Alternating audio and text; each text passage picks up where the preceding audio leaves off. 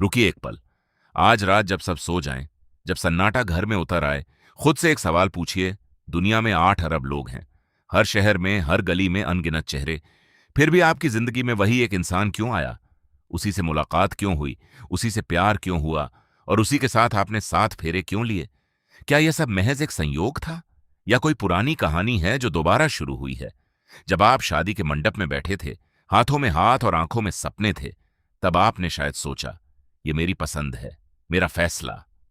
लेकिन अगर मैं कहूं, आपकी ये पसंद वास्तव में पहले से लिखी गई पटकथा है, एक स्क्रिप्ट जो आपके जन्म से भी पहले तय हो चुकी थी। गरुड़ पुराण और कर्मशास्त्र यही कहते हैं। विवाह कोई इत्तेफाक नहीं, ये दो आत्माओं का पुनर्मिलन है। दो पुराने सौदों का हिसाब है, अधूरे कर्मों का समापन। कर्म और ऋणानुबंध का रहस्य वे कहते हैं, जीवन साथी को ईश्वर जोड़ते नहीं, हमारे कर्म जोड़ते हैं। हर आत्मा अपने साथ पिछले जन्मों के अधूरे लेन देन लेकर चलती है।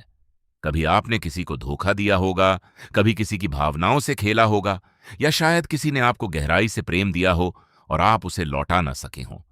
जब शरीर मिट्टी में मिल गया, तब भी वह भावनात्मक कर्ज, वह अधूरा सौदा आत्मा से जुड़ा रहा। और प्रकृति का नियम है, हर कर्ज चुकाना पड़ता है। इसलिए प्रकृति अगला जन्म ऐसा रचती है कि वे दो आत्माएं फिर आमने सामने आ जाएं। भागने का कोई रास्ता नहीं छोड़ती। दोनों को एक ही छत, एक ही थाली, एक ही बिस्तर में बांध देती है। और वह जगह है विवाह। क्योंकि जीवन का सबसे बड़ा हिसाब सबसे सटीक जगह पर चुकता होता है, रिश्तों के माध्यम से। क्यों ली जाती हैं 7 फेरे? कभी सोचा है, विवाह में अग्नि के फेरे ही क्यों? पानी, हवा या धरती क्यों नहीं? क्योंकि अग्नि साक्षी है, देवताओं तक हमारे वचन ले जाने वाली शक्ति। और अग्नि कर्ज की प्रतीक भी है। जब आप अग्नि के चारों ओर 7 बार घूमते हैं, तो ब्रह्मांड से एक संकल्प लेते हैं, हम अपने पुराने अधूरे कर्मों को इस जन्म में साथ मिलकर पूरा करेंगे। वे 7 फेरे केवल रस्म नहीं, एक आत्मिक अनुबंध है।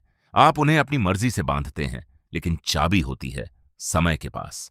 गरुड़ पुराण के अनुसार विवाह के 3 प्रकार। एक, शत्रु विवाह, एनिमी मैरिज, जिन रिश्तों में प्रेम नहीं, केवल झगड़े हैं, जहां हर दिन एक जंग है, हर शब्द ताना है।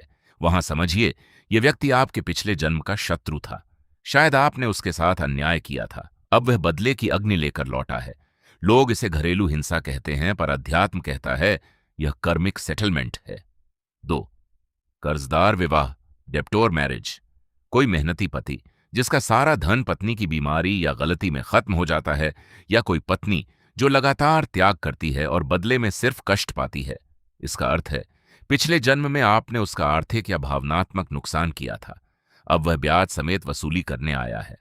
जब हिसाब पूरा होगा, रिश्ता या तो सुधर जाएगा या शांत हो जाएगा।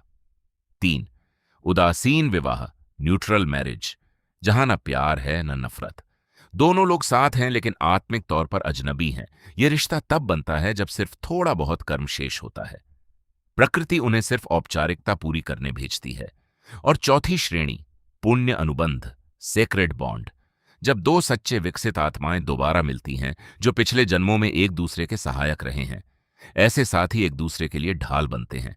लेकिन ऐसे रिश्ते दुर्लभ हैं, 1000 में एक। विवाह के बाहर के रिश्ते, कर्म की पुकार। अगर शादी 7 जन्मों का बंधन है, तो बीच में कोई तीसरा कैसे आ सकता है? गरुड़ पुराण कहता है, कभी कभी आत्मा का संबंध एक से अधिक जीवात्माओं से होता है।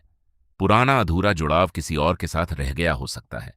जब वह आत्मा फिर रास्ते में आती है, तो खिंचाव इतना तीव्र होता है कि व्यक्ति विवेक खो बैठता है।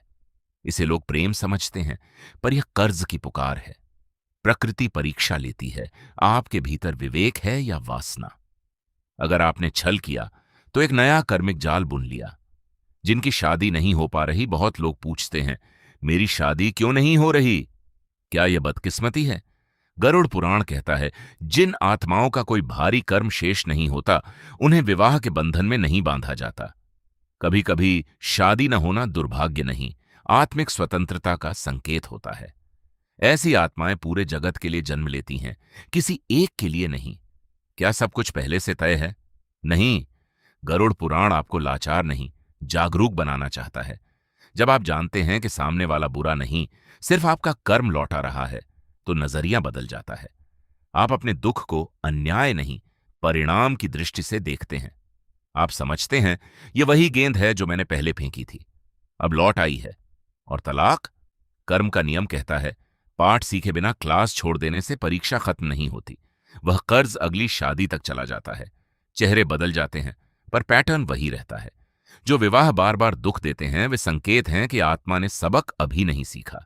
विच्छेद का दर्द आत्मा का घाव। विज्ञान कहता है यह हार्मोनल कमी है, पर अध्यात्म कहता है विवाह में दो आत्माओं की ऊर्जाएं एक हो जाती हैं। जब वे अलग होती हैं तो टुकड़े आत्मिक दर्द के रूप में चुभते हैं। इसीलिए तलाक का घाव शरीर के घाव से गहरा होता है। कर्म चक्र तोड़ने का उपाय सिर्फ एक उपाय, साक्षी भाव और क्षमा। जिसने आपको पीड़ा दी उसे दिल से माफ कीजिए, और जिसने आपकी पीड़ा सह ली उसे आशीर्वाद दीजिए। कर्म की डोर नफरत से नहीं, क्षमा से कटती है। हर रात सोने से पहले मन ही मन कहिए, हमारा हिसाब पूरा हुआ, मैं तुम्हें माफ करता। धीरे धीरे ब्रह्मांड उस ऊर्जा का उत्तर देता है। या तो रिश्ता सुधर जाता है या शांतिपूर्वक समाप्त हो जाता है, पर इस बार मुक्ति के साथ, न कि कड़वाहट के साथ। गर्भ संस्कार का रहस्य शास्त्र कहते हैं, जिस मानसिक स्थिति में पति पत्नी होते हैं वैसी आत्मा उनके गर्भ में आती है। अगर झगड़े, नफरत और गुस्सा है तो वही ऊर्जा एक निम्न कोटि की आत्मा को खींच लाती है। और फिर आप पूछते हैं, मेरा बच्चा ऐसा क्यों? क्योंकि आपने उसे बुलाते समय जो ऊर्जा दी वही उसने अपनाई। प्रेम बनाम आसक्ति कभी कभी एक समझदार व्यक्ति किसी मूर्ख पर जान देने लगता है।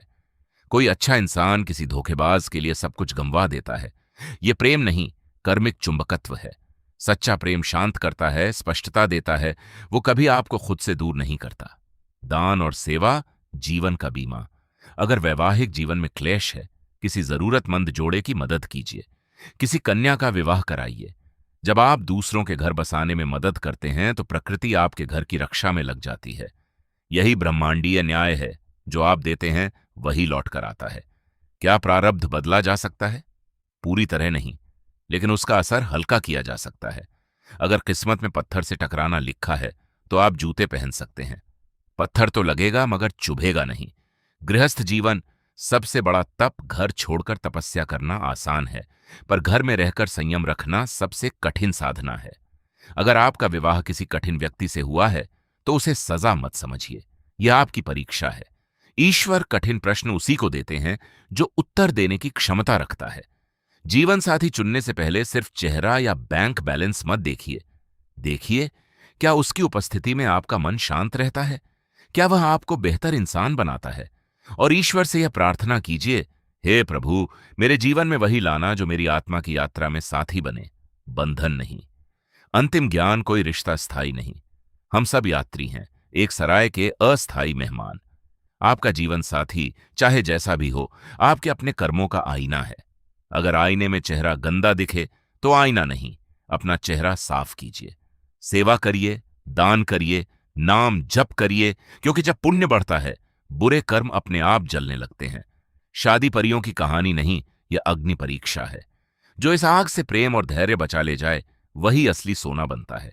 तो आज रात एक काम कीजिए, अपने पार्टनर को मन ही मन माफ कर दीजिए, क्योंकि जब आप किसी को आजाद करते हैं तो सबसे पहले आप खुद मुक्त होते हैं। कमेंट बॉक्स में बताइए, क्या रिश्ते ऊपर से बनते हैं या हमारे कर्म से? अगर यह बात किसी के जीवन की दिशा बदल सकती है तो इसे साझा कीजिए, क्योंकि जब नजरिया बदलता है जीवन अपने आप सुंदर हो जाता है। जहां शिकायतें खत्म होती हैं वहीं ईश्वर का निवास होता है। नारायण नारायण।